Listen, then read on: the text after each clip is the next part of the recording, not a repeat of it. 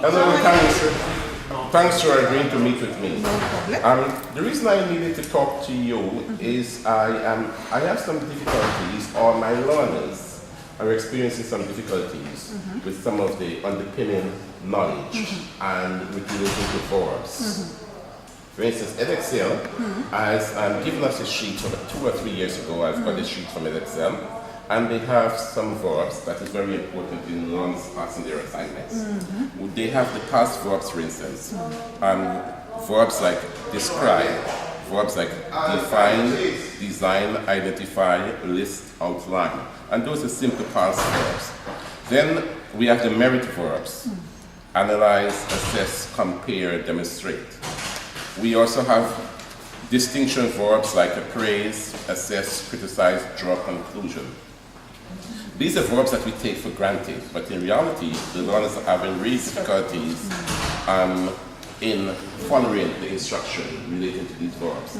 So, what my ask is that when you're taking them for the literacy, the English class, is that you do some work within the first few weeks of the term and throughout to give them the underpinning knowledge relating to these verbs, so then that they can pass their assignment the first time, And to the good rather than having to be referred and then do it again. Okay. Because most of the times, it's not that they don't know what they're supposed to be doing, it's just that they're not They don't following understand the the vocabulary. verbs. It is the verbs. Yeah. What does it mean to define? Yes. What does it mean to list? What does it mean to state? Because they're getting confused by that. Thank you very much for your concern, and I'm glad you came to me.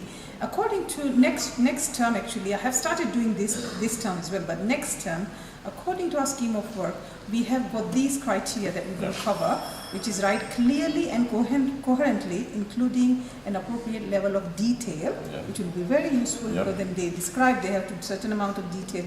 If they analyze, then detail has to be more. Present information in a logical sequence, because sometimes they have to write in an introduction, main points, conclusion, and also use language, formal language, and format and structure suitable for the purpose and the audience. So who is reading? So your teacher is going to read it, so they need to impress the teacher. So that way, so we're going to go through that next term, at the beginning of the next term, and that will help them to do their assignments very well. Oh, that would be very much appreciated. And I think what we will see, if this is done, we see learners passing the first time. Yes. Because in terms of the theory and so on, they have that knowledge. But if they're asked to list, if the assessment criteria is to list, and then they are outlining or describing, they're then doing too much because they're describing. Just wasting their time. And if they're asked to describe or define and they're just listing, then they're doing too little to meet the criteria. And most of the times they're doing too little to meet the criteria. And spending hours doing the wrong thing and having to redo their work is painful for them.